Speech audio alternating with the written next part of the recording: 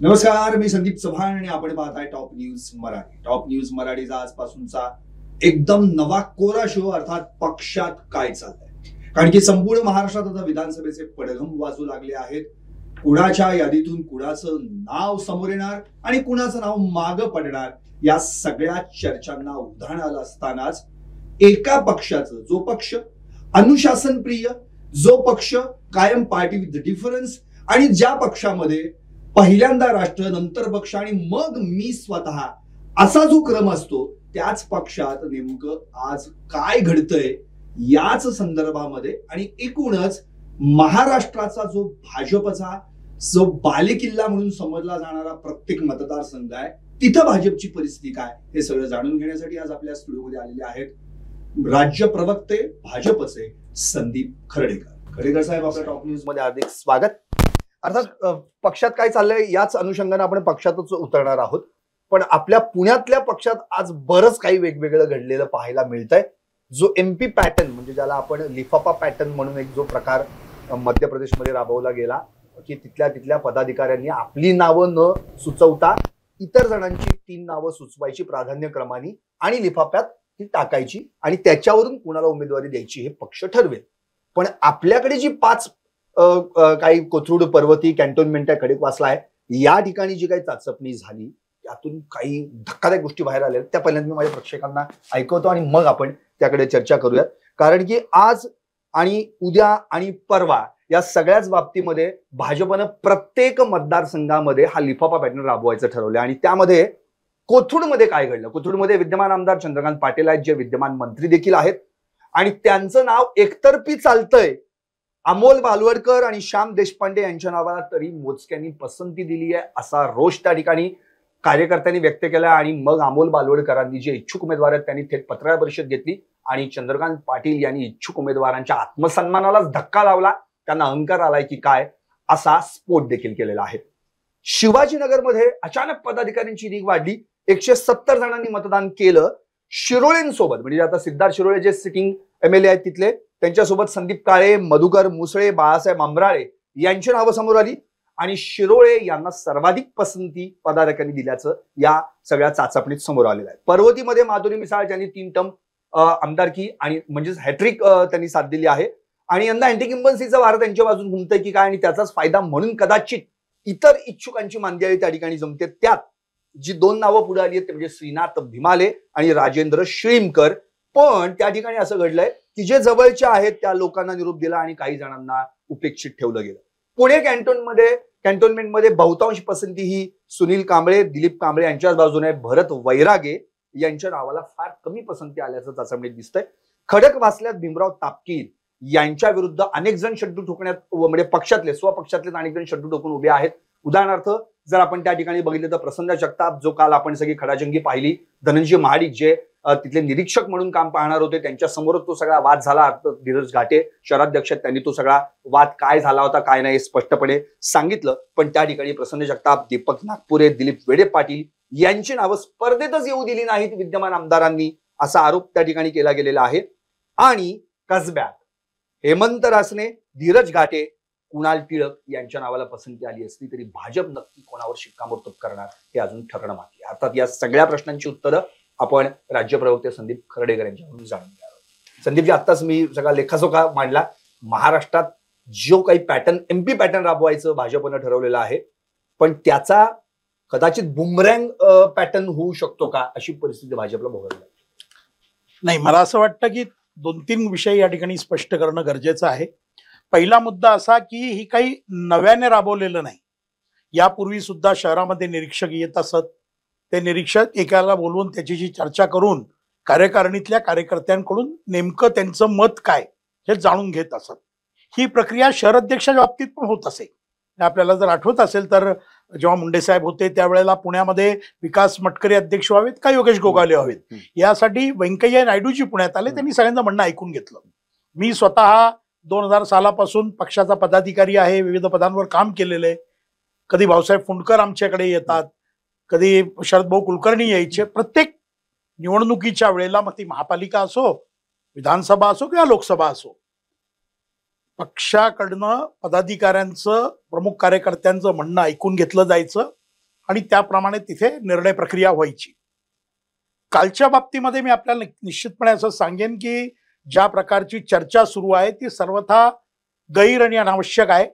याचं कारण असं की मी स्वतः कोथरूडच्या प्रक्रियेमध्ये होतो. मुक्तपणे सर्वांना मतदान करता आलं. साधारण 160 लोकांना चिठ्ठ्या त्या ठिकाणी उपस्थित दिल्या गेल्या.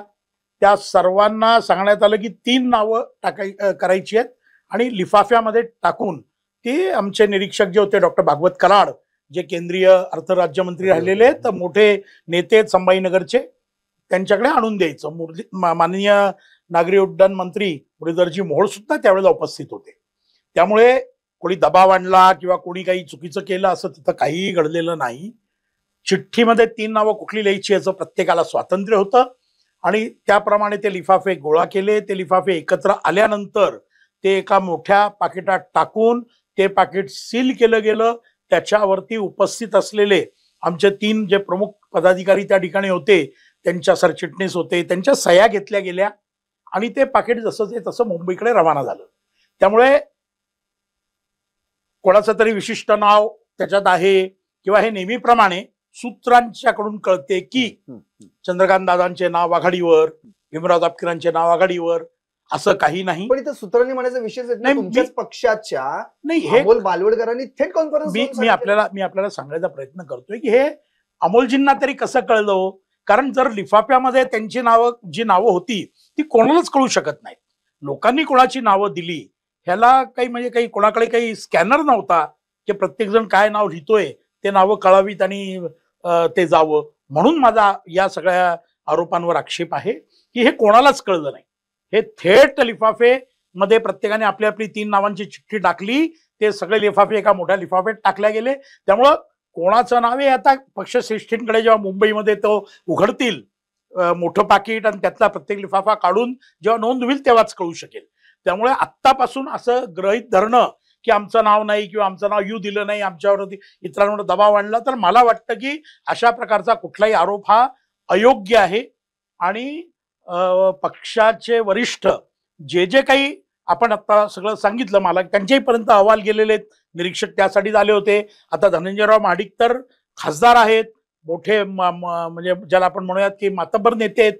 ही सर्व मंडळी जी जी आली होती, पृथ्वीराज बाबा देशमुख कसब्यात आलेले होते, ही सर्व मंडळी सीझन्ड पॉलिटिशियन आहेत. यांच्यातलं असं कोणी नाही की ज्याला राजकारण कळत नाही. त्यामुळं काय काय घडलं हे जसं त्यांची हाताळण्याची क्षमता आहे तसंच जे जे घडलं त्याचा वस्तुनिष्ठ अहवाल हा सुद्धा पक्षश्रेष्ठींकडे दिला जाईल. कोणाचं काय म्हणणं होतं, कोण काय बोललं, हे सगळं त्याची निश्चितपणे तिथे वरती वरिष्ठांमध्ये सुद्धा खल होतो. त्याच्यामध्ये त्यातनं जर कोणी चुकलं असेल किंवा काही घडलं असेल तर त्याच्यावर ते निश्चितपणे निर्णय करून कारवाई पण करतील. पण आज मी आपल्या समोर या ठिकाणी हे स्पष्ट करू इच्छितो की मला तरी शहराचा प्रवासात कुठंही असं जाणवलं नाही की काही दबाव आणून किंवा काही ज्याला आपण असं म्हणूयात की गैरमार्गाने कोणीतरी आपलं नावच फक्त जावं, बाकीचं जाऊ नये. कारण आमच्या बैठकीत कोथरूडच्या तर इथपर्यंत स्पष्ट केलं गेलं की 3 नावं लिहायचीच आहेत. तिथे एका पदाधिकाऱ्याने प्रश्न विचारला की आम्हाला एकच नाव द्यायचं असेल तर ते म्हणले नाही, तुमच्या आवडीची कुठली 3 नावं द्या ना, स्वतःचं सोडून स्वाभाविकपणे. आणि त्या संपूर्ण चिठ्ठीवर कुठेही नंबरिंग नाही, कुठेही मार्किंग नाही, कुठेही तुमचं स्वतःचं नाव लिहायची सोय नाही, काही खूण करण्याची सोय, नावं दिलेली आहेत हे देखील कळणार नाही. त्यामुळे अशा प्रकारचे आरोप हे कधी कधी वस्तुस्थिती माहीत नसली म्हणून गैरसमजातनं सुद्धा होत असतात आणि त्याच्याबद्दल निश्चितपणे वरिष्ठ दखल घेतील. पण एक थोडीशी म्हणजे आम्हाला मिळालेली माहितीनुसार जर आपण आता विचार केला तर त्यामध्ये काही इच्छुक आमदारांचं म्हणजे इच्छुक उमेदवारांचं असं म्हणणं आहे की आम्हाला मेसेज केले गेले, आम्हाला थेट फोन पण नाही आले. काही जणांचं असं म्हणणं आहे की आम्हाला तर निरोपच मिळाला नाही, आम्हाला तिथपर्यंत पोहोचूच दिलं नाही किंवा तुमची इथे गरज नाही असं देखील सांगून आम्हाला बाजूला करण्यात आलं. मग अशा वेळी या पदाधिकाऱ्यांवर भाजपकडून अन्याय झाला असं म्हणता येणार नाही किंवा त्या पदाधिकाऱ्याला इतरांची नावं द्यायची, स्वतःचं नाव द्यायचंच नाहीये, मग त्याला त्याचं नाव सुचवण्याचा व्यक्ती स्वातंत्र्याकडे अधिकार आहेच. नाही, मला असं वाटतं की याच्यामध्ये थोडंसं ज्याला आपण म्हणूयात की मिसकम्युनिकेशनचा भाग आहे. कारण त्या बैठकीला कोण अपेक्षित आहे याची यादी आमच्याकडे आलेली होती प्रदेशाकडे. त्याच्यामध्ये त्या मतदारसंघात राहणारा प्रदेश पदाधिकारी, त्या मतदारसंघात राहणारा शहर पदाधिकारी, त्या मतदारसंघात राहणारे मंडलाचे पदाधिकारी आणि आघाड्यांचे अध्यक्ष, काही प्रमुख आघाड्यांचे अध्यक्ष आणि सरचिटणीस, माजी लोकप्रतिनिधी, माजी म्हणजे नगरसेवक आता नाहीयेत म्हणून, आणि नगरसेवक, अशी ती यादी, अशी ती क्रायटेरिया आलेला होता. आता जर एखाद्या व्यक्तीकडे पद नसेल आणि त्याची अपेक्षा असेल की त्याला तिथे बोलवलं जावं आणि त्याने मतदान करावं, तर मला वाटतं हे अयोग्य आहे, कारण त्याचा क्रायटेरिया ठरलेला होता. दुसरा भाग असा याच्यामध्ये की बोलवलं गेलं नाही, तिथं जे जे होते ते सगळे त्यांच्यासमोर उघडा विषय होता. आता आपण अमोलजींचा विषय सांगितला. अमोल बालवडकर हे स्वतः बैठकीत होते, पूर्ण प्रक्रिया त्यांनी बघितली, संपूर्ण प्रक्रिया त्यांनी ऐकली. शामराव देशपांडे त्या ठिकाणी होते, सगळेच होते. इच्छुक ज्याला असं वाटत असेल की मला उभं राहायचंय किंवा मला तिकीट मिळावं, अशी सर्व मंडळी होती. खुल्या वातावरणामध्ये, खुल्या हॉलमध्ये ही सगळी प्रक्रिया पार पडली आहे. त्यामुळे मला थोडंसं आश्चर्य वाटलं. मीही मगाशी अमोलजींचं, खरं तुमच्याकडे अर्जंट यावं लागलं म्हणून माझा अमोलजींशी संवाद झाला नाही, पण त्यांच्या मनात काय आहे ते निश्चितपणे, आम्ही जुन्या पिढीतले कार्यकर्ते आहोत, त्यामुळे प्रत्येक कार्यकर्त्याची वेदना, दुःख, राग हे सगळं समजून घ्यावं, असं आम्ही अटलजी अडवाणीजींकडनं शिकलोय, असं आम्ही मुंडेजी महाजन साहेबांकडनं शिकलोय. त्यामुळे निश्चितपणे मी स्वतःही त्यांच्याशी संवाद साधेन आणि मला वाटतं पक्ष पातळीवरही, आत्ता आपण त्यांचं नाव घेतलंय म्हणून सांगतो की त्यांच्याशी आम्ही निश्चितपणे संवाद साधू.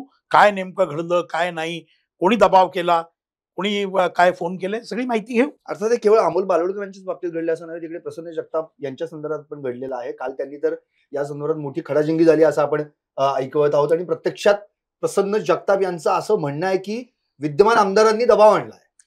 मला असं वाटत नाही. भीमराव अण्णांचा स्वभाव हा शांत स्वभाव आहे, आणि प्रसन्न दादा, इतके वर्ष आपण त्यांना ओळखतो, दादा असे कोणाच्या दबावाखाली येणारे नाहीत. किंबहुना त्या त्या मतदारसंघातले पदाधिकारी सुद्धा स्वतंत्रपणे विचार करणारे आहेत, म्हणून तर ते पदाधिकारी आहेत. ज्यांना आपण पदाधिकारी, सरचिटणीस, उपाध्यक्ष, चिटणीस, नगरसेवक जे आहेत, ही सगळी मंडळी प्रगल्भ आहेत. आणि त्यामुळे मला असं वाटतं की कुठल्या तरी क्षणिक रागातनं किंवा कुठल्या तरी क्षणिक एखादा काही घटना घडली त्याच्यातनं ह्या प्रतिक्रिया आल्या असाव्यात. पण या सर्वांशी संवाद साधून आपण त्यांचं काय नेमकं आहे त्यांचं म्हणणं ते ऐकून घेऊ. ओके, आता आपण पुन्हा एकदा आपल्या मूळ पक्षाच्या भूमिकेकडे येऊयात. कारण की आता भाजप आणि महाराष्ट्र जी विधानसभा निवडणूक लढवण्यासाठी भाजपनं कंबर कसली आहे, म्हणजे अगदी मोदींपासून शहांपर्यंतचे दौरेवर दौरे पुण्यामध्ये, मुंबईमध्ये होत आहेत. 5 तारखेला दस्तूरखुद्द पंतप्रधान देखील येत आहेत. अमित शहा देखील याच्या आधी महाराष्ट्र पिंजून गेलेले आहेत. तर हे सगळं घडत असताना आणि अमित शहांकडून वारंवार हे सांगितलं जातं की आता 2029ला मात्र 100% भाजप, म्हणजे यंदा महायुतीचं सरकार येणार, पण 2029ला 100% भाजप. याचा अर्थ अमित शहा असं संकेत देत आहेत का की 2029ला फक्त भाजपच असेल, तेव्हा महायुती नसेल? म्हणजे हे जे 2 पक्ष तुमच्या सोबत आहेत, अजित पवार गट राष्ट्रवादी आणि एकनाथ शिंदे शिवसेना, या दोन्ही पक्षांना बाजूला पाडून तुम्ही हा सगळा कार्यक्रम उरकणार आहात?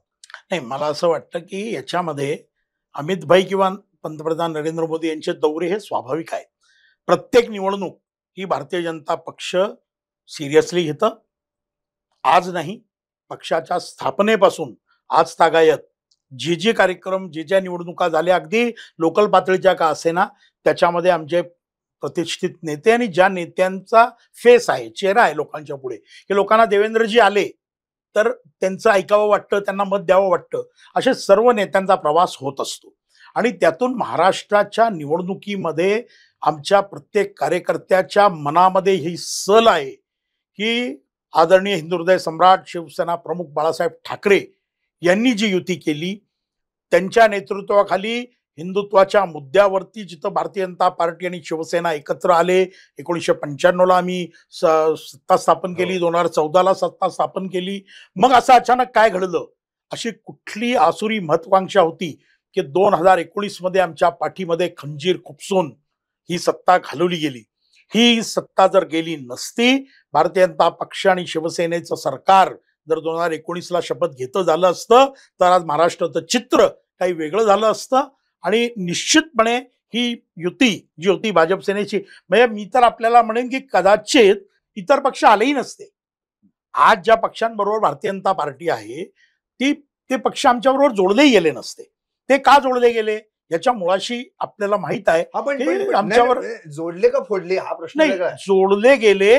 त्याचं कारण असं आहे की माननीय एकनाथराव शिंदेंनी वेळोवेळी हे स्पष्ट केलंय की ज्या प्रकारे त्यांची घुसमट होत होती धर्मवीर 2 मध्ये, ती सगळी घुसमट दाखवली आहे.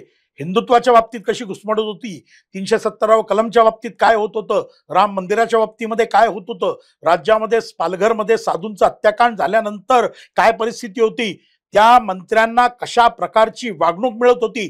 कोरोना काळामध्ये सुद्धा ज्या वेळेला हे सर्व मंत्री काम करू इच्छित होते त्यावेळेला त्यांना कशा पद्धतीनं आडकाठी करण्यात येत होती. ज्या वेळेला स्वतः एकनाथ शिंदे सुद्धा भेटीची वेळ मागायचे त्यावेळेला कशी अपमानास्पद वर्तणूक केली जायची, हे सगळं सगळं एकनाथरावांनी स्पष्ट केलंय. राहिला अजितदादांचा विषय, तर हे सर्वश्रुत आहे की Ajitdada is a good administrator. Ajitdada एक चांगले खमके नेते आहेत आणि त्यांची सुद्धा राष्ट्रवादी काँग्रेसमध्ये घुसमट होत होती. किंबहुना राष्ट्रवादी काँग्रेसमध्ये त्यांना कॉर्नर करण्याचा प्रयत्न केला जात होता. आणि मग विकासाचा मुद्दा आपण जर बघितला असेल अजितदादांचा इतिहास, तर अजितदादा हे विकासावर भर देणारा नेतृत्व आहे. त्यामुळे अजितदादांना कुठंतरी मनामध्ये वाटत होतं की या महाराष्ट्राला जर विकासाच्या पंथावर न्यायचं असेल तर हे पंतप्रधान नरेंद्र मोदींच्या नेतृत्वाखाली होऊ शकतं. आणि म्हणून मग अजितदादांनी अमितभाईंची त्यांची भेट घेऊन ते इकडं आले. या सगळ्याच्या मागे निश्चितपणे एक हेतू होता. कुठं असं नाही झालं की काहीतरी हे आता ठीक आहे लहान मुलांसारखं घोषणा द्यायच्या की खोके दिले, हे दिले, ते दिले. अहो, खोके देऊन सत्तेमध्ये कोणाला आणण्याचे दिवस आता राहिले नाहीत. जनता मूर्ख नाही. आणि त्यामुळे ज्या जनतेनं तिसऱ्यांदा नरेंद्र मोदींवर विश्वास दाखवून त्यांना पंतप्रधानपदी तिसऱ्यांदा बसवलं, त्या जनतेला सगळं कळतं. या प्रकारच्या अफवा, अशा प्रकारचे आरोप, अशा प्रकारचं हेत्वारोप म्हणेन मी, हे अत्यंत चुकीच्या पद्धतीनं घडतंय. भारतीय जनता पार्टीची महायुती जी शिवसेना, राष्ट्रवादी काँग्रेस सह आरपीआय हा महत्वाचा पक्ष आमच्या सोबत आहे. आरपीआयचे इतर गटही आमच्या बरोबर आहेत. रिपब्लिकन पार्टी आमच्या बरोबर आहे. 12 जागा सुद्धा पाहिजेत. नाही, महत्वाचा मुद्दा आहे. त्या बाबतीमध्ये वरिष्ठ निर्णय करतील, त्यांच्याशी चर्चा करतील, योग्य ते मान सन्मान राखला जाईल. मूळ माझा प्रश्न आहे त्याला तुम्ही बगल देत असं मला वाटतं. माझा मूळ प्रश्न होता की अमित शहानी 2019ला 100% भाजप असं म्हटलेलं आहे. याचा अर्थ तिथे या दोन पक्षांचं काय होणार, हा माझा मूळ प्रश्न आहे. मी आपल्याला असं सांगेन की परिस्थिती बदलत असते. आणि मगाशी तुम्ही एक त्याला पोट प्रश्न म्हणजे तो फार महत्वाचा होता. तुम्ही स्वतःहून उल्लेख केलात की दादांची घुसमट होती होती वगैरे सगळं. आताही दादांची महायुतीत घुसमटच होतीये असं चित्र बघायला मिळतं.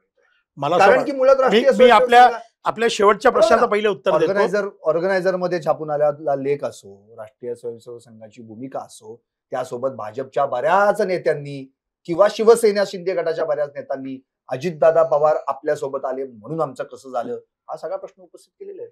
नाही, याच्यामध्ये मी आपल्याला स्वाभाविकपणे सांगेन की ऑर्गनायझर किंवा राष्ट्रीय स्वयंसेवक संघ याच्या बाबतीमध्ये त्यांनी व्यक्त केलेल्या मतावर बोलण्या इतका मी मोठा नाही. मी एक स्वयंसेवक आहे. मी आपल्याला सांगतो ना, 2 मिनिटं मी आपल्याला सांगतो ना, तो मुद्द्याकडे येऊ द्या मला, की मी त्यांना काय वाटलं किंवा त्यांनी अजितदादांबद्दल काय मत व्यक्त केलं याच्यावर कमेंट करावी एवढी माझी म्हणजे मी तेवढा नाही. पण मी याच्यामध्ये आपल्याला एक निश्चितपणे सांगेन की तो जो काही गैरसमज होता किंवा जे काही टीका होती त्या बाबतीमध्ये निश्चितपणे चिंतन बैठका झाल्या आणि त्या झाल्यानंतर आता सगळं सुरळीत झालंय.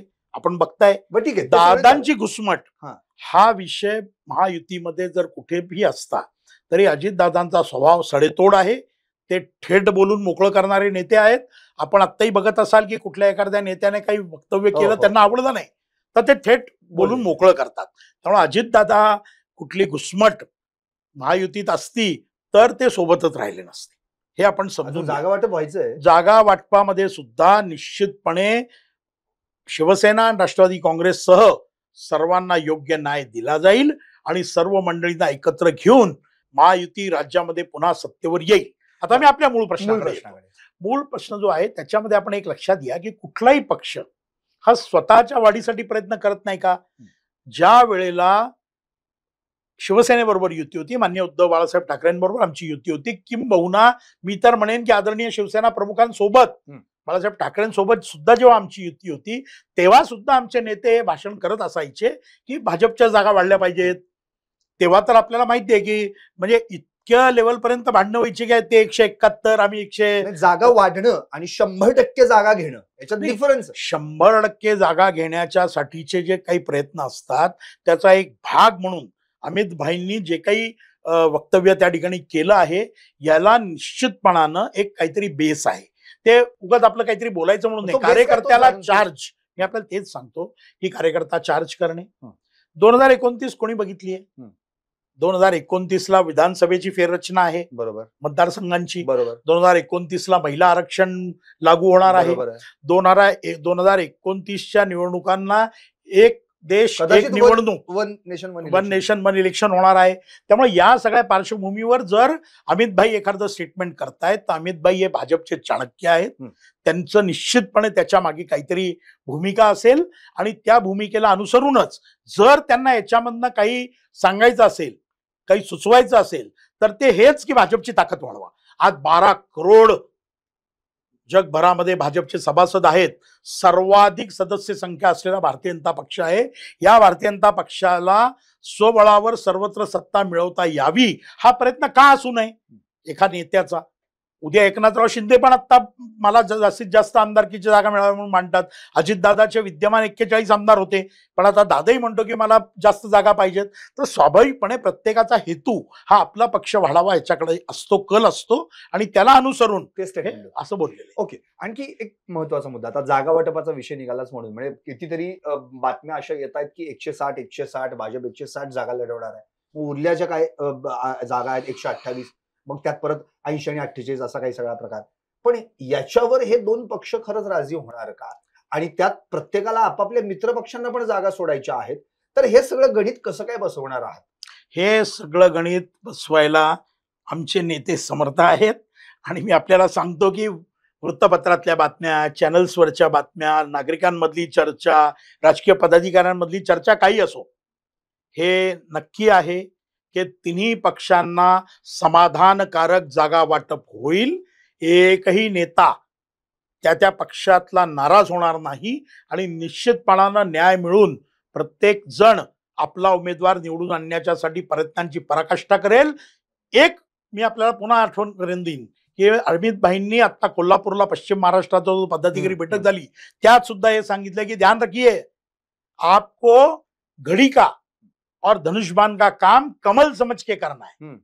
हमें हमारे सभी मित्र पक्षों को भी जिताना है, तभी सत्ता आ सकती है. तर सही दिशा, स्पष्ट नीती, आम्ही 100% सर्वांचं समाधान करून राज्याच्या जनतेपुढे एक दिलानं एक मुखानं जाऊ आणि ही विधानसभा जिंकू हे मी आज आपल्या समोर सांगतो. नक्की. आता आपल्या मेन कोर पुण्याकडे येऊ की जो 21 मतदारसंघांचा सगळा जो आता काही विधानसभा निवडणुकीचा संग्राम आपण पाहणार आहोत काही दिवसांमध्ये, त्या 21 पैकी 8 जागा तर आता भाजपकडे आहेत. भाजपने त्या जागा जिंकलेल्या आहेत. त्यामुळे आता पुण्यात, आणि तुम्ही मूळचे पुण्याचे आहात, राज्य प्रवक्ते तर तुम्ही आहातच, पण पुण्यामध्ये खूप चांगल्या पद्धतीने तुम्ही अगदी पतित पावनपासून तुम्ही काम करताय.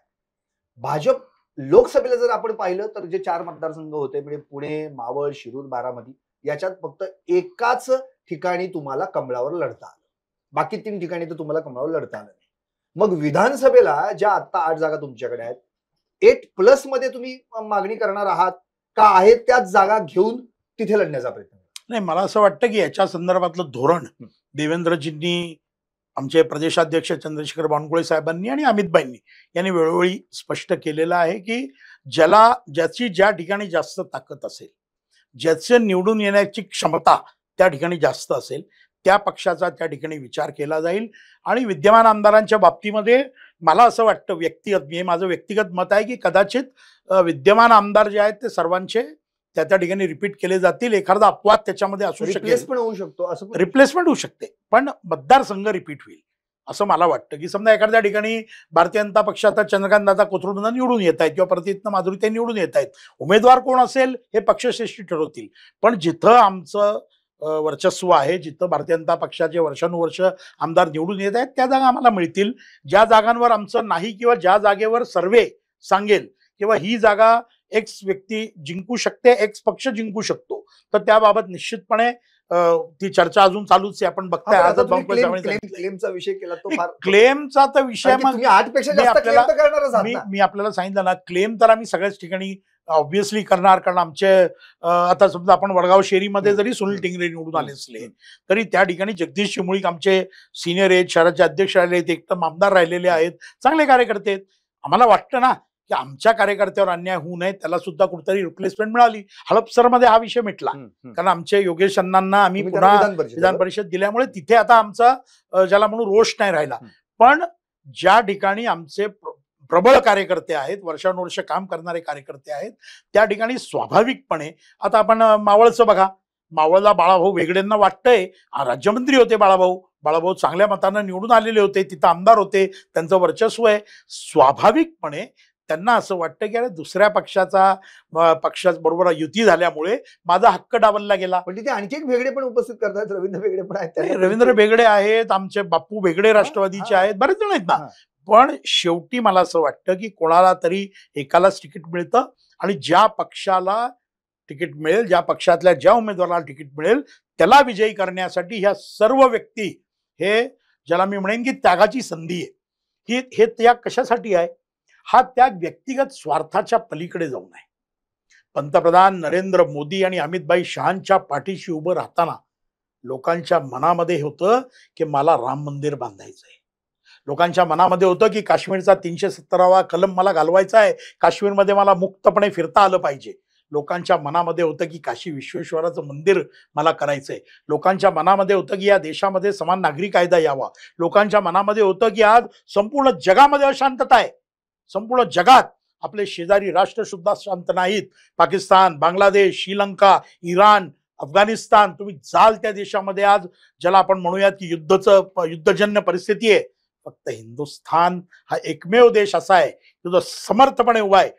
जागतिक महासत्ता असेल, रशिया सुद्धा युद्धाच्या खाईमध्ये लोटला गेलेला आहे. पण ऐका ना, मी आपल्याला त्याच मुद्द्याकडे आणतो. म्हणून लोकांनी हे विचार ठेवून मोदींना मतदान केलं. तसंच राज्यातल्या कार्यकर्त्यांना असं वाटतं की महाराष्ट्र विकासाच्या पथावर जावा. महाराष्ट्र देशाच्या आपण देशातली आर्थिक राजधानी मुंबई आहे. आपण तसा विचार केला तर सर्वाधिक जो जनरेट होतो महसूल, तो महाराष्ट्रातनं महसूल जनरेट होतो. हे राज्य अधिक प्रगती करावं हे आमच्या कार्यकर्त्याला वाटतं. मग त्यासाठी उद्या सत्तेवर येण्यासाठी त्याग करावा लागला. त्या कार्यकर्त्याची समजूत काढून तो कामामध्ये येईल, हे मी आपल्याला आज या ठिकाणी सांगतो. हो, पण त्याग आणि बंडखोरी या दोन टोक आहेत, आणि कदाचित पुण्यामध्ये तशी परिस्थिती आता कुठेतरी मतदारसंघांमध्ये पाहायला मिळते. आपण त्याच्यावर येणारच आहोत.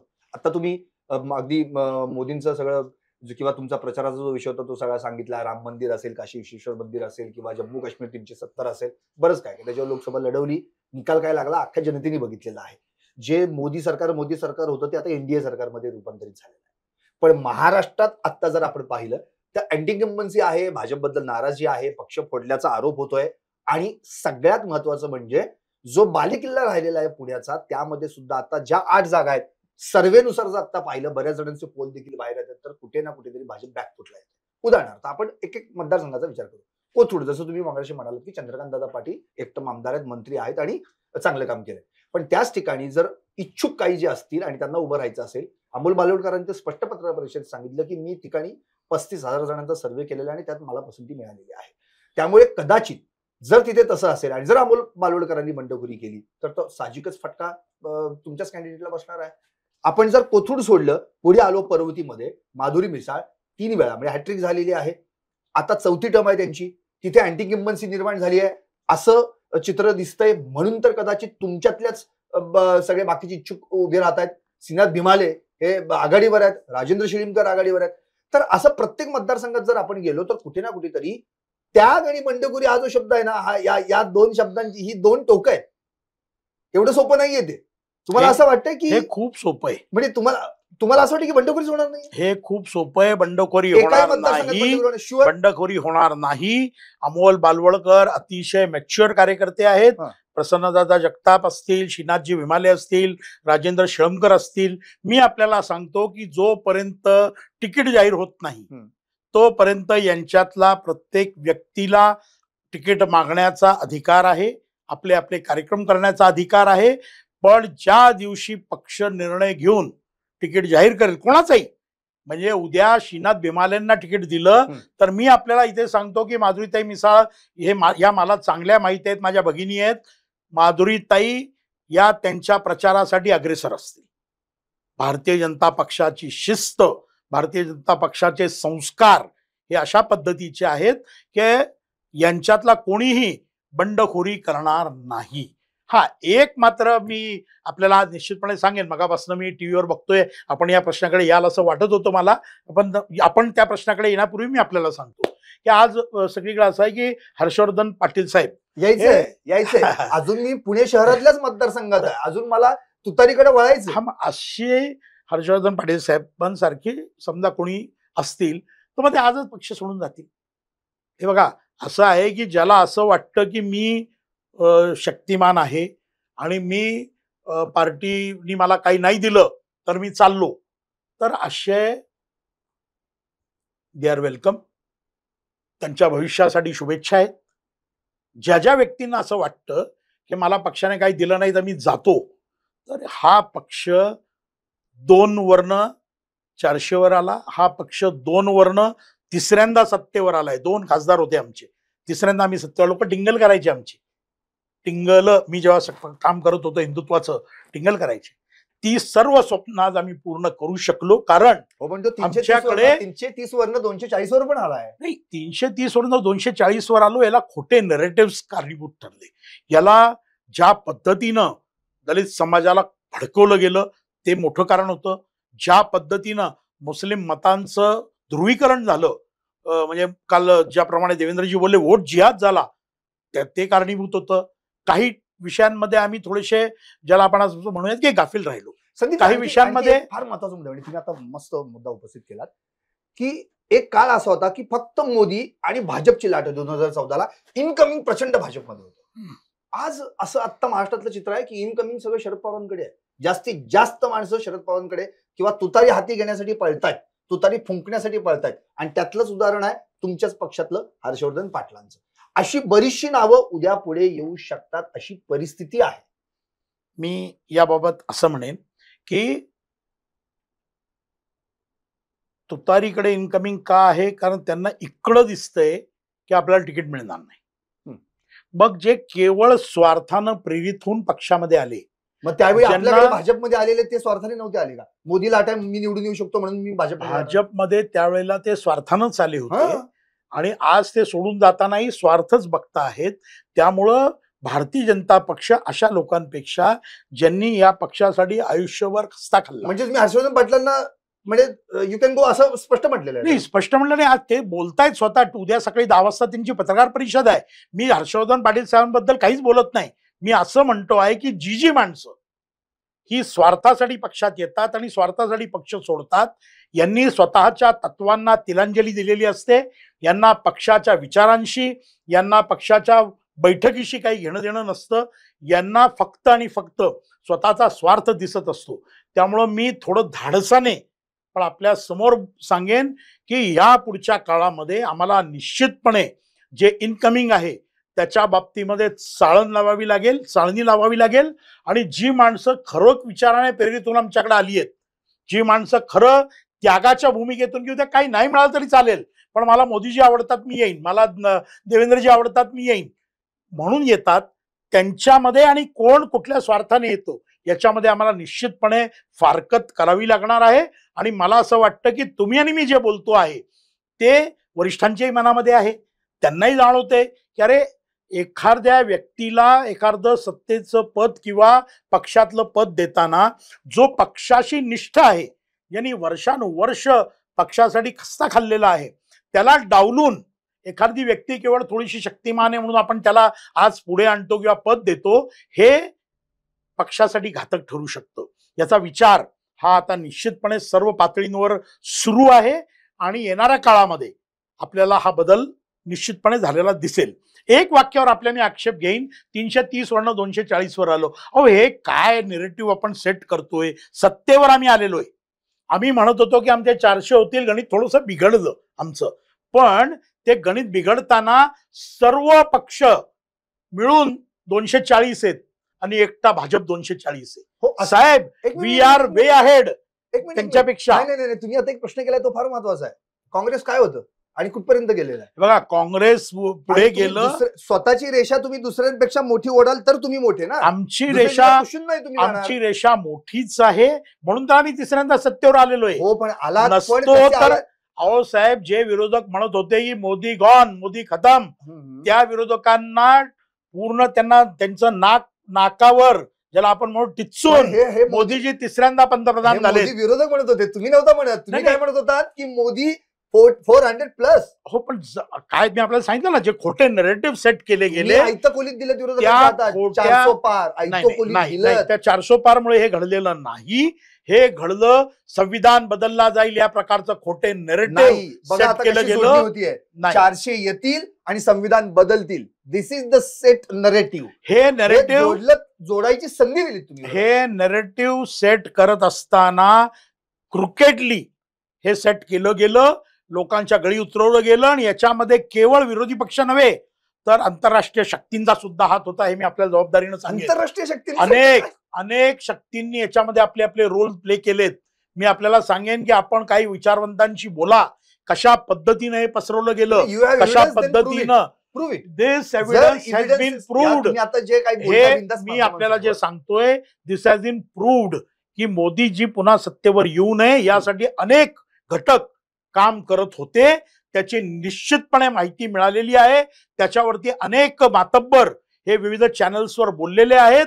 आणि आपण मला संधी दिली तर कालच मी एका संवादाच्या कार्यक्रमामध्ये होतो, तिथे सुद्धा हा नरेटिव्ह पुढे आला आणि त्यांनी जे मांडलं त्याचे मी त्यांच्याकडनं सगळं घेऊन पुन्हा आपल्याशी बोलायला येईन.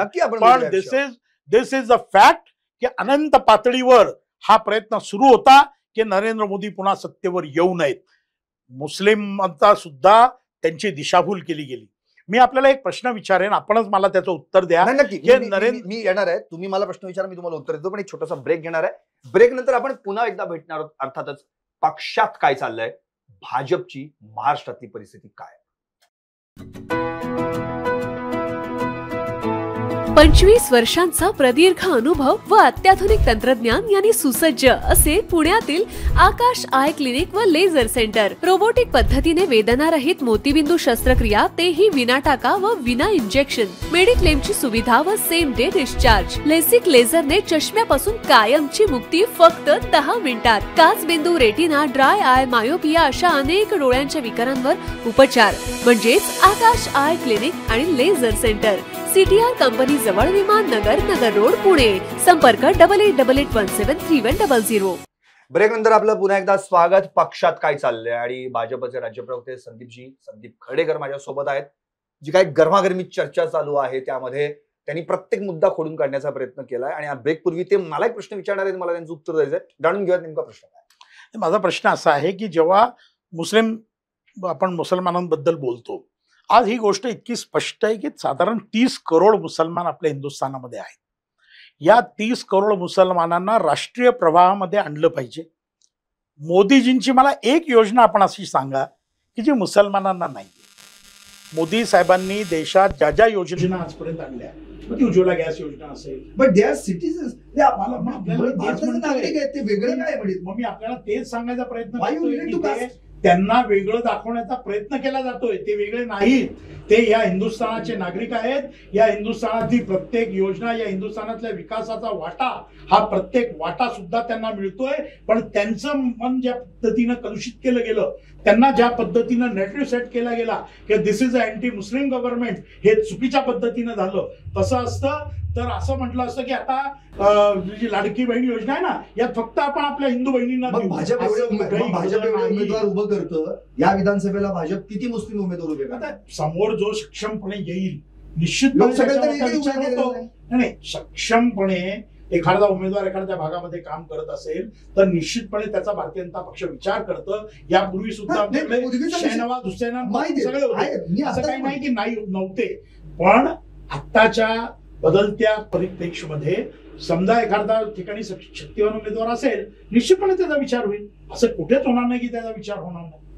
मला याच्यामध्ये आपल्याला एवढं सांगायचं आहे की मी हे मानणारा कार्यकर्ता आहे की आमचे नेते जो काही निर्णय घेतात त्याच्या मागे विचार असतो, त्या निर्णयाच्या मागे मंथन असतं की आपल्याला नेमकं याचे परिणाम काय होतील, दुष्परिणाम काय होतील, आणि या सगळ्याचा विचार करून हे आपल्या पुढे येतं. त्यामुळे ते स्वीकारावं आणि ते स्वीकारून पुढे जावं असं मानणारी आमची पिढी आहे. नक्की. थोडस आता पुन्हा एकदा पुण्यात येऊ आपण, आणि जो भाजपच्या जिवारी लागलेला पराभव तो होता कसब्याचा पोटनिवडणुकीतला. कसब्याची आता परिस्थिती काय आहे? कसब्यात पुन्हा एकदा हेमंत रासने यांच्यासाठीच तिथं तिकीट ओपन होणार आहे का आणखी जी नावं आहेत, धीरज घाटे असतील किंवा टिळक घराण्यातून कुणी पुढे येतंय का बापट घराण्यातून कुणी पुढे येतंय, याच्यावर काय? कारण की आता अगदी घोडा मैदान जवळ आलेलं आहे. तुम्हाला उमेदवार कोणी निश्चित करावं लागेल याचा निर्णय पक्षश्रेष्ठी घेतील. आमच्या कोर कमिटीमध्ये याचा निर्णय होईल. पण यांच्यापैकी कोणालाही तिकीट दिलं किंवा यांच्या बाहेरच्याही व्यक्तीला तिकीट दिलं तरी या वेळेला कसब्यामध्ये भारतीय जनता पक्ष गेल्या वेळेसचा कलंक पुसेल. जी एक आमची ज्याला म्हणूयात की वेदना होती की आदरणीय बापट साहेब ज्यांनी 5 वेळा हा कसबा जिंकला, तो आम्हाला गमवावा लागला. ते आम्ही पुन्हा मिळवू. आणि मी आपल्याला हे सांगतो की आता लोकसभेला आम्हाला कसब्यातनं म्हणजे मताधिक्य मिळालेलं आहे. त्यामुळे ते मताधिक्य उलट वाढेल आणि कसब्यात तुम्हाला भारतीय जनता पक्षाचा आमदार दिसेल. नक्की. एक आता अमित शहा जेव्हा महाराष्ट्रात आले होते दौऱ्यावर, आणि त्यांनी एक विधान केलं होतं की तुम्ही फक्त बूथ जिथे आपली ताकद आहे तिथे 100% मतदान करा, जितकं आपल्याकडे मतदान आहे तितकं मतदान व्हायलाच पाहिजे. त्यांनी एक उदाहरण पण दिलं होतं, ज्यावेळी पटेल आंदोलन घडलं होतं त्यावेळी गावात सुद्धा आम्हाला लोक जाऊन देत नव्हते. मग अशा वेळी जिथे आमचं जेवढं मतदान आहे त्याच्यावर आम्ही फोकस केलं आणि कमी मतदान पण ते 100% झालं, तर जास्त मतदान असलेल्या पक्षाला हरवता येतं हे आम्ही दाखवून दिलं. मराठा समाजासंदर्भामध्ये जो आता काही भाजपवर रोष आहे आणि आरक्षणासंदर्भातला, त्यावर देखील त्यांनी असं म्हटलं की हे जे काही आंदोलन आणि मराठा आरक्षण वगैरे सगळे विषय आहेत हे आमच्या नेत्यांवर सोडा, देवेंद्र फडणवीस बघून घेतील, तुम्ही फक्त मतदान करा. याचा तुम्ही इतकं लाईटली घेतले मराठा आरक्षणाचा विषय? बिलकुल नाही, बिलकुल नाही. याच्यावरती पण विचार झालेला आहे, मंथन झालेलं आहे. अहो, एकनाथराव शिंदे कोण येतो? अजितदादा कोण येतो? राज्य मंत्रिमंडळातले 90% मंत्री आमचे मराठा समाजातले बरेच मंत्री आहेत. मी 90% नाही म्हणणार, मला आता फिगर नाही देता ना, पण बहुतांश मराठा मंत्री आहेत. आमचे सगळे नेतृत्व नारायणराव राणे साहेबांपासून अगदी पुण्यातल्या सिद्धार्थ शिरोळेपर्यंत, मुरलीधरांना मोहळांपासून ही सगळी, प्रवीण दरेकर असतील, प्रसाद लाड असतील, हे सगळे मराठाच नेतृत्व आहे ना, काही इतर कुठल्या समाजाचे आहेत. या सर्व ठिकाणी पुन्हा एकदा मी आपल्याला सांगेन की हा नरेटिव्ह सेट केला जातोय की मराठा समाज विरोधात आहे. मराठा समाज भारतीय जनता पक्षाच्या विरोधात नाही. जरांगे पाटलांच्या ज्या मागण्या आहेत आणि त्या मागण्यांचं स्वरूप दरवेळेला ज्या पद्धतीनं बदलतं, आता मला वाटतं 5वं का 6वं उपोषण होतं त्यांचं, त्या उपोषणातलं गांभीर्यही संपत चाललंय. त्यांनी या विषयामध्ये वस्तुस्थिती समजून घेऊन आंदोलन करायला पाहिजे किंवा वक्तव्य केली पाहिजेत. ही वस्तुस्थिती आहे. आपले प्रकाश आंबेडकर साहेबांनी हे वेळोवेळी बोललेले आहेत की घटनेमध्येच तुम्ही हे मान्य करू शकत नाही किंवा तुम्हाला ओबीसीतनं आरक्षण देता येणार नाही किंवा तुम्हाला आपण असं म्हणूयात की ज्याला सरसकट कुणबी दाखले देता येणार नाहीत किंवा सरसकट सगळे सोयऱ्यांना लागू करा. हे या काही गोष्टी अशा आहेत की ज्या प्रत्यक्षात येण्यामध्ये अडचणी आहेत, कायद्यात अडचणी आहेत. या सगळ्यांवरती निश्चितपणे काम चालू आहे. शिंदे समितीचा अहवाल आपल्या समोर आलेला आहे. या सगळ्या समितीचे प्रमुख म्हणून नामदार चंद्रकांतदादा पाटील जे होते म्हणजे जे आहेत, त्यांनी सुद्धा सगळं स्पष्टीकरण वेळोवेळी केलेलं आहे. आणि मला असं वाटतं की जसं आपल्याला वाटतं किंवा मला वाटतं किंवा सामान्य माणसाला वाटतं की उद्या मराठा आंदोलनाचं काय होईल, तर निश्चितपणे हा जो नरेटिव्ह आहे हा नरेटिव्ह दूर होईल आणि मराठा समाज सुद्धा वस्तुस्थिती समजून घेऊन भारतीय जनता पक्षाबरोबर राहील असा मला विश्वास. मराठवाड्यामध्ये लोकसभेला या जरांगे फॅक्टरमुळे तुम्हाला फटका बसला आहे, तर तुम्हाला बसला ना, निश्चितपणे बसला. आणि आता तर तिसरी आघाडी होती. मी आपल्याला तेच सांगतो की हा फटका निश्चितपणे त्यावेळेला तिथे बसला, पण त्याच्यातनच जे गैरसमज होते ते दूर केले जातील येणाऱ्या काळामध्ये. येणाऱ्या काळामध्ये अजून निवडणुकीला वेळ आहे. मंत्रिमंडळ या बाबतीमध्ये निर्णय प्रक्रियेमध्ये आहे. न्यायालयामध्ये सुद्धा त्याचा निकाल येऊ घातला आहे आणि न्यायालयाच्या निकालाला काही तुमच्या आचारसंहितेचं बंधन नसतं. त्यामुळे मला असं वाटतं की लवकरच या सर्व प्रश्नांवर निर्णय होईल आणि मराठा समाजाला सुद्धा आणि ओबीसी समाजाला सुद्धा या सर्वांच्या मध्ये समाधानकारक तोडगा निघेल. जसे अमितभाई आमच्या दिल्लीतनं आम्ही त्यांना चाणक्य म्हणतो, तसे महाराष्ट्राचे सुद्धा चाणक्य देवेंद्रजी आहेत. त्यांना सगळं दिसतंय, सगळं कळतंय, सगळं ठिकाणचे रिपोर्ट्स त्यांच्याकडे सुद्धा आहेत. मराठा समाजाची काय मानसिकता आहे, ओबीसी समाजाची काय मानसिकता आहे, याचा पण त्यांचा अभ्यास आहे. त्यामुळे निश्चितपणे याच्यामध्ये मार्ग निघेल आणि मराठा समाजाला आम्ही आरक्षण देण्यामध्ये तर यशस्वी होणारच आहोत. ते दिलंही होतं, ते या सरकारला महाविकास आघाडीला टिकवता आलं नाही. पण येणाऱ्या काळामध्ये अधिक सक्षमपणे मराठा समाजाची बाजू मांडून ओबीसीनं आरक्षण न देता स्वतंत्रपणे आम्ही आरक्षण त्यांना देऊ आणि मराठा समाज सुद्धा आमच्या सोबत आहे. नक्की. आता एक जाता शेवटचा प्रश्न, नंतर काही रॅपिड फायर फक्त 2-3 घेईल. हा एक प्रश्न फार महत्वाचा आहे, कारण की आता नुकताच भाजपचे माजी मंत्री पद्माकर वळवी यांनी आता आपला मोर्चा वळवला आणि भाजपला रामराम ठोकला. तो विषय देखील आरक्षणाशीच निगडीत आहे. म्हणजे धनगर समाजाला आदिवासी समाजातून जर तुम्ही आरक्षण देत असाल तर मात्र आम्हाला ते आवडणार नाही. आणि मग त्यांनी याच मुद्द्यावरून राजीनामा दिला. तिकडे नरहरी झिरवळ सुद्धा या मुद्द्यावरून आक्रमक झालेले आहेत. मग असे जर मंत्री, अशी माणसं, ज्या माणसांनी तुमच्या पक्षाला वाढवलं, पक्ष मोठा केला, रुजवलं, इतकी वर्ष कामं केली, आणि ही जर माणसं तुमच्या पक्षातून जायला निघाली तर अवघड आहे. अशा वेळी यांना थोपवण्यासाठी, थांबवण्यासाठी काहीतरी प्रयत्न करणं गरजेचं आहे ना. ते प्रयत्न वरिष्ठ पातळीवर होतील, पण मला दुःख आहे. मी ज्या भाजपमध्ये काम केलं, मी ज्या संघ संस्कारामध्ये वाढलो, मी ज्या समाजामध्ये राहिलो, मी ज्या शाळा कॉलेजमध्ये शिकलो, जात माझ्या आयुष्यात कधीच आली नाही. आज महाराष्ट्रामध्ये ज्यांनी कोणी हे जातीचं विष पेरलंय ना, त्याला परमेश्वर पण नाही क्षमा करणार, समाजही क्षमा करणार नाही. मला आजपर्यंत तुमची जात नाही माहिती हो. मी पतित पावन संघटनेच्या कामामध्ये किंवा संघाच्या शाखेमध्ये आम्ही कधी कोणाला जात नाही विचारली.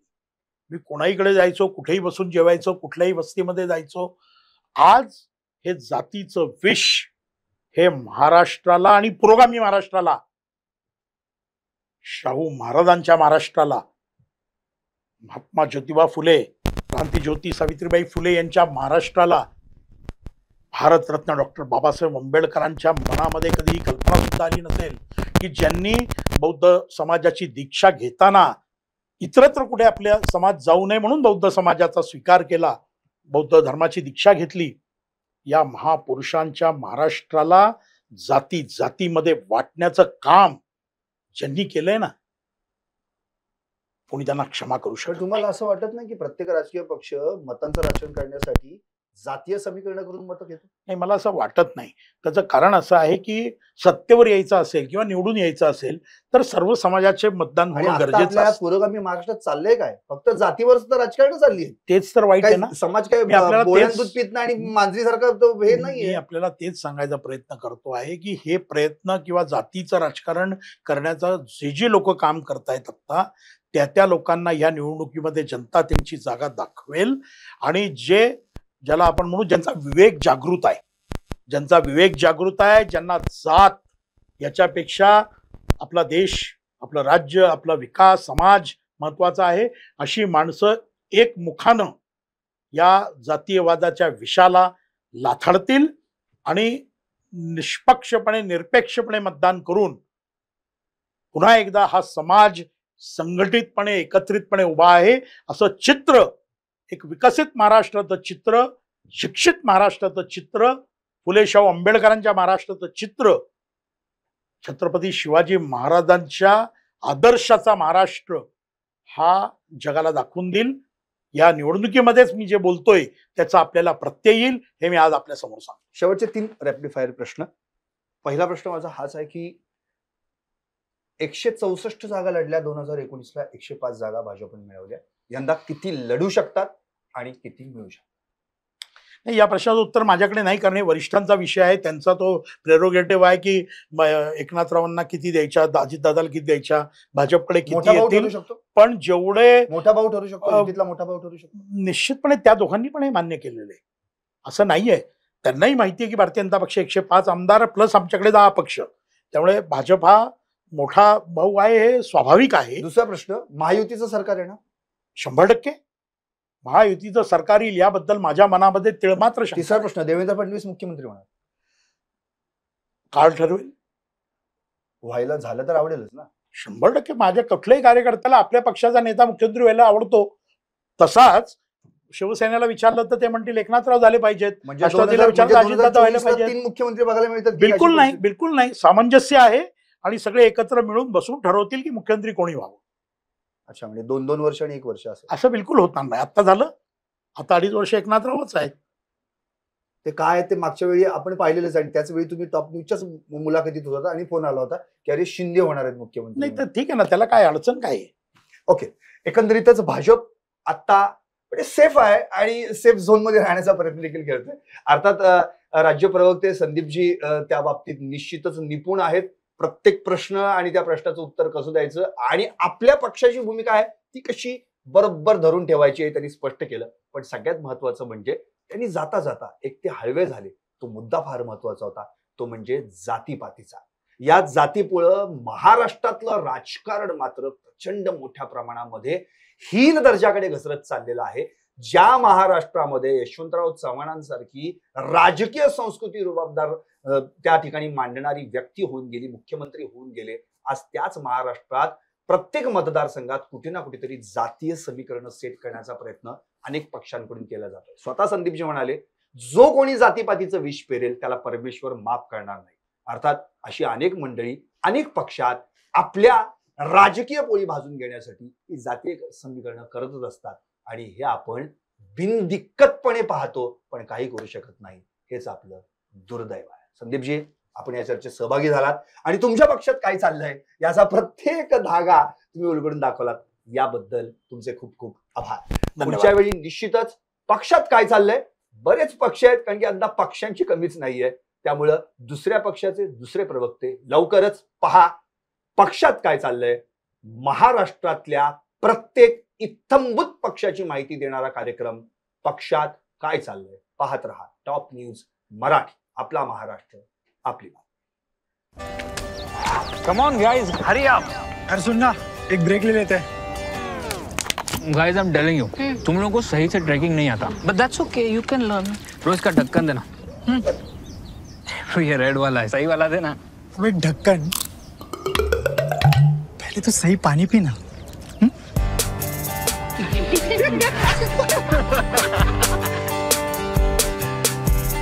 Manikchand Oxyrich, proudly Indian.